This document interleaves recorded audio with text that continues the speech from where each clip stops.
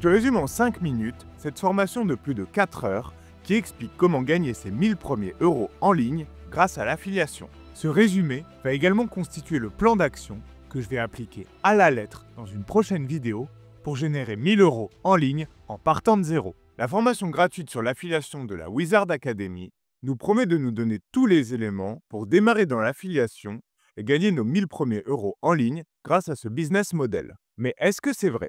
Pour répondre à cette question, j'ai écouté attentivement l'intégralité de la formation pendant près de 4 heures et j'ai pris des notes. Dans les 5 minutes qui vont suivre, je vais te donner un résumé le plus complet possible de cette formation et te dire si oui ou non, elle tient ses promesses. Alors si tu débutes et que tu cherches à comprendre comment fonctionne l'affiliation et si ce business model est fait pour toi, regarde bien cette vidéo jusqu'au bout, c'est un concentré de valeur. Avant de démarrer, je t'explique rapidement ce qu'est l'affiliation et qui sont les wizards. L'affiliation, c'est le fait de recommander des produits ou des services en ligne et de toucher une commission à chaque fois qu'une personne achète grâce à ton lien. Et les wizards, ce sont 3 amis qui se sont associés pour créer un podcast sur le SEO et plus généralement sur le make money en ligne. Ils ont aussi tous les 3 généré plusieurs centaines de milliers d'euros. À titre personnel, j'écoute leur podcast depuis près de 2 ans maintenant. La formation est divisée en 11 chapitres pour une durée totale de 3h47. Chapitre 1. Introduction. L'idée est de bien comprendre dans un premier temps ce qu'est l'affiliation et est-ce que ce business model te convient, car il y a 2 dimensions à prendre en compte.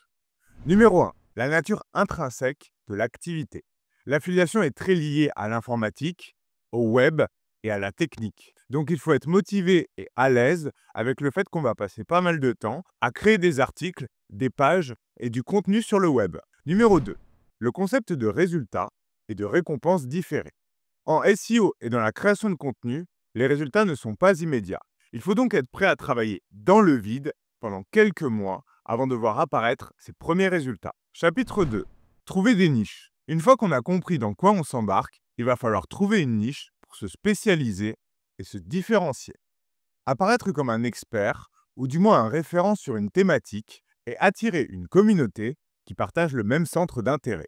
Une bonne niche en affiliation doit posséder un certain nombre de caractéristiques. Être tendance, être rémunératrice, générer un besoin récurrent, être populaire. Ne pas dépendre d'une saisonnalité. Chapitre 3. Comment on gagne de l'argent en affiliation. La rémunération via des commissions.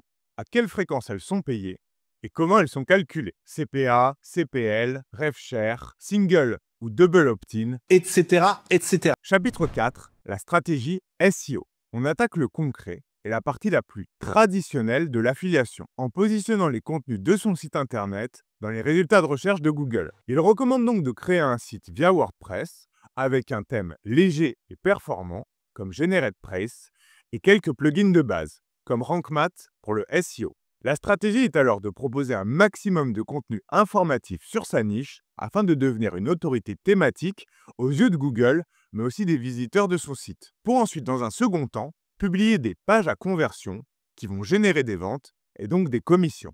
En se positionnant sur des requêtes avec des intentions de recherche commerciale ou carrément transactionnelles.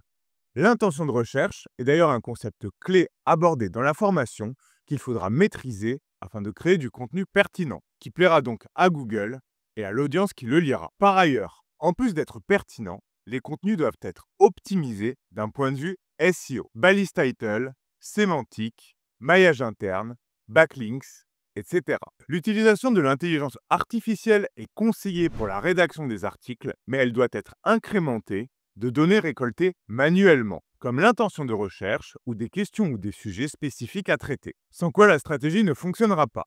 Ils ont d'ailleurs créé leur propre IA, Wisewand, spécialisée dans la rédaction de contenu SEO et qui gère mieux cette tâche que les intelligences artificielles grand public comme ChatGPT et Gemini.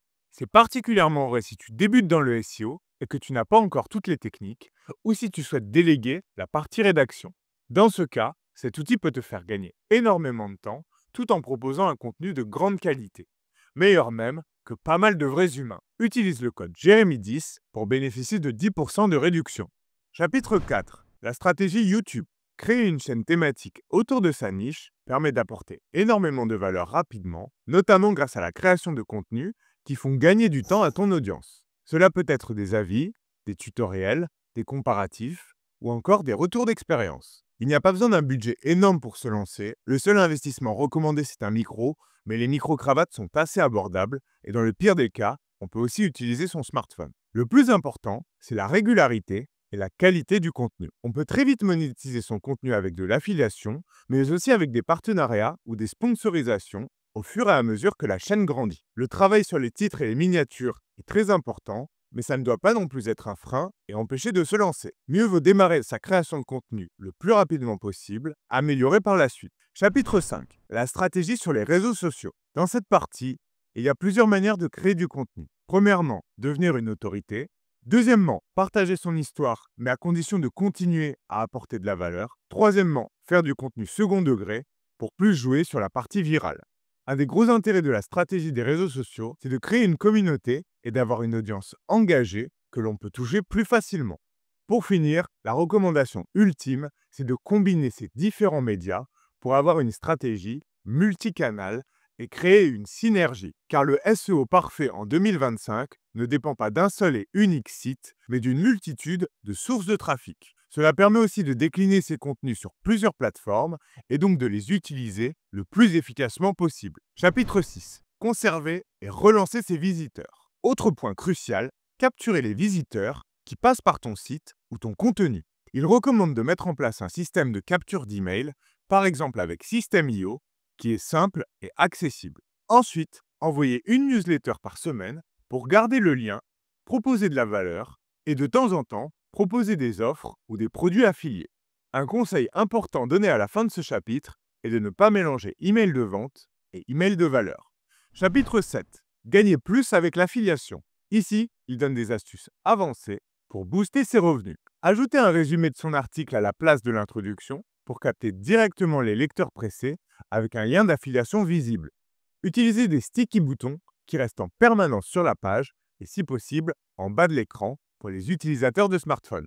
Travaillez son copywriting pour penser à Google mais aussi à son lecteur et augmenter ses conversions. Testez différentes affiliations pour voir lesquelles rapportent le plus. Négociez ses commissions quand ton site commence à générer du trafic de qualité. Chapitre 8. Les erreurs classiques à éviter. Mal choisir sa niche. Pas rentable, pas d'intérêt, etc. Ne pas capturer les emails. Se limiter à un seul canal. Abandonner trop vite. Se reposer sur ses lauriers une fois les premiers résultats obtenus. Pour conclure, oui, la formation gratuite des Wizards sur l'affiliation tient ses promesses. Elle donne une feuille de route claire pour se lancer sérieusement en affiliation. Même si bien sûr, il faudra creuser certains points en parallèle, car on ne peut pas faire des miracles en 4 heures si on part de zéro. Le truc vraiment cool, c'est qu'en plus de la formation, il y a une grosse banque de ressources externes, et notamment les épisodes du podcast qui viennent traiter les sujets qu'ils ont abordés en profondeur. Donc, en combinant la formation plus les ressources externes, on a globalement un truc super solide pour débuter en affiliation. Il y a une partie de moi qui aurait aimé voir un petit peu plus de concret. Un exemple réel décortiqué, mais ils ne peuvent pas tout donner non plus dans une formation gratuite. Et l'objectif, c'est aussi de pousser leur formation payante. Et encore une fois, avec les ressources externes, on a tout ce qu'il faut pour approfondir par nous-mêmes. Si ça t'intéresse, je vais appliquer le plan donné dans cette formation pour tenter de gagner ces fameux 1 000 € en affiliation. Et je vais tout documenter sur cette chaîne. Pense donc à t'abonner pour suivre ça. Et si tu as des questions ou des remarques, laisse-les en commentaire. Merci et à bientôt!